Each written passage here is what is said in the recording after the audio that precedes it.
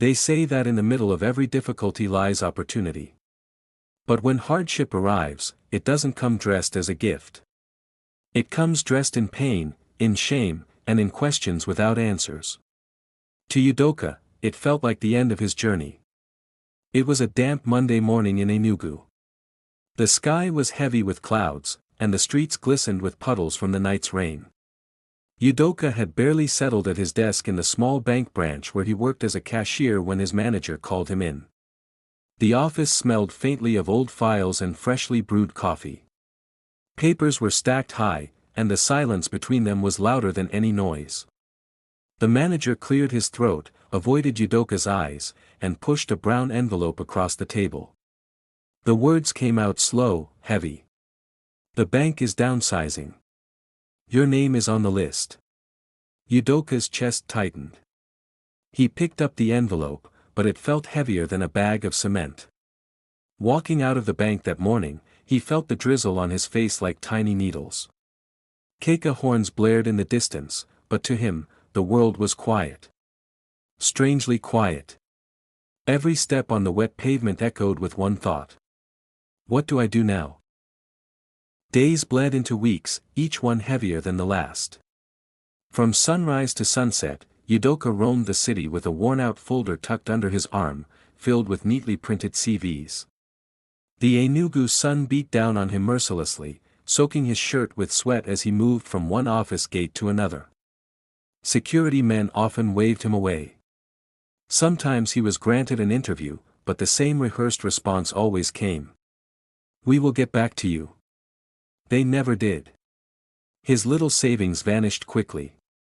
Rent, food, transport. Like ice cubes melting on hot concrete. At night, he lay on his narrow bed in his small room, staring at the cracked ceiling, his stomach empty, his spirit even emptier. The hunger was one thing, but the shame was worse. He couldn't bring himself to tell his mother in the village that her first son, the one she bragged about, was now broke and jobless. Neighbors began to whisper. Once friendly friends now crossed the road when they saw him. Udoka felt trapped, cornered by life.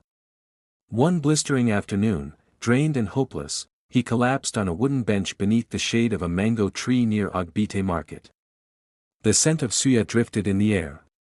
His eyes followed a group of market women, their backs bent under heavy baskets of peppers, tomatoes, and grains. They argued bitterly with Okada riders over transport fares. Their frustration was loud, their sweat visible.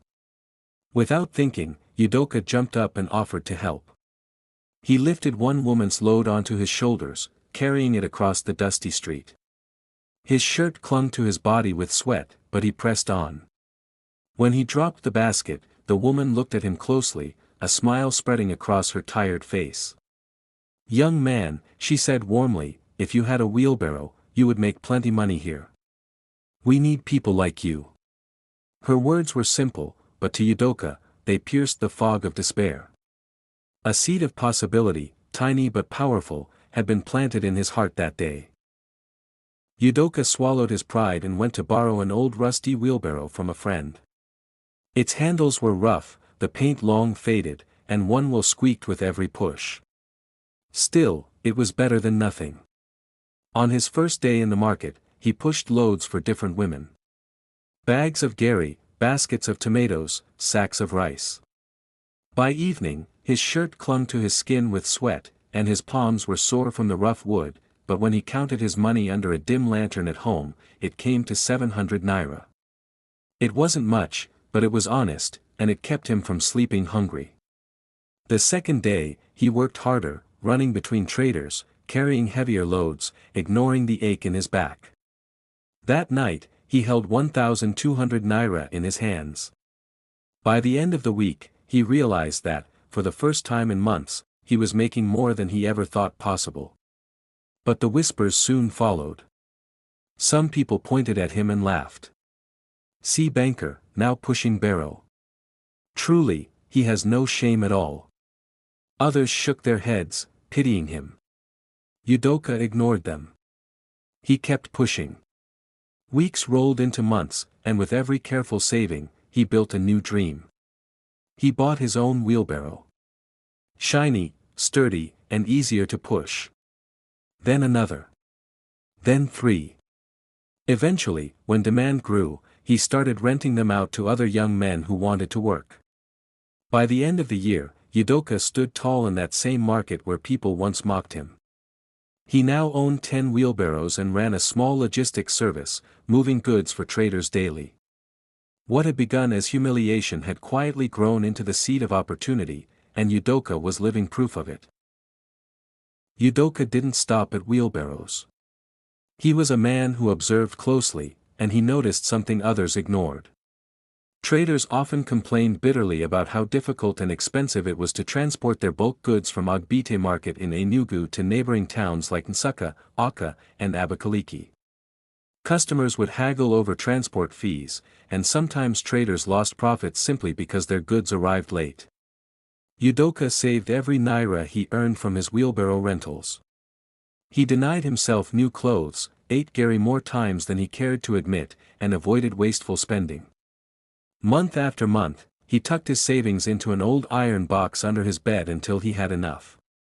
One hot Saturday morning, he used the money to buy a small, second-hand pickup van.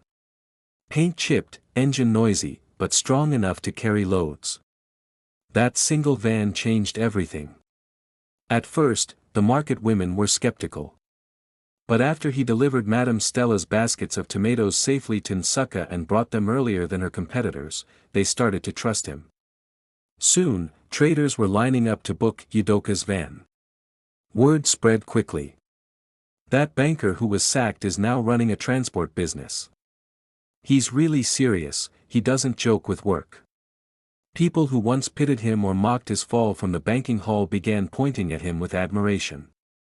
Within 3 years, Yudoka's business grew beyond Enugu.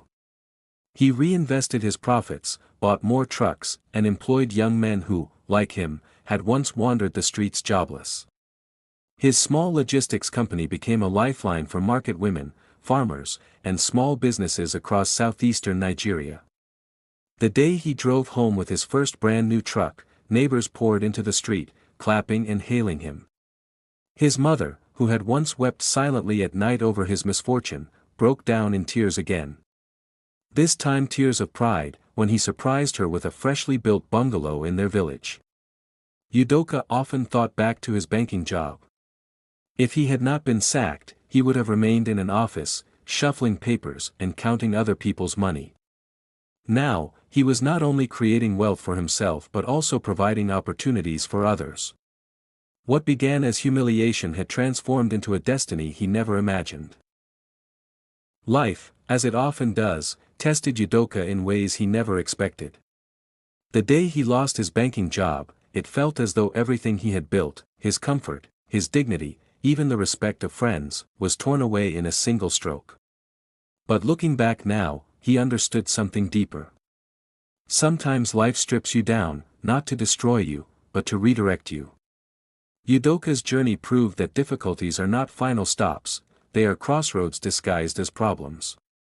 What looked like humiliation in a noisy market with a rusty wheelbarrow became the very doorway to success. What others mocked became the seed of his transformation. Years later, as he stood before the small bungalow he had built for his mother in the village, watching her wipe tears of joy from her face, Yudoka realized that losing his job was not the end. It was the beginning of a road he would never have chosen for himself, yet one that carried him farther than he ever imagined. So, when hardship comes, and it surely will, remember this. The struggle you are facing today may be hiding the very breakthrough your future needs. In the middle of difficulty, there is always a door. You only need the courage to push it open. Thank you for watching. Don't forget to like, share, and subscribe to Geraldinho Stories for more inspiring tales.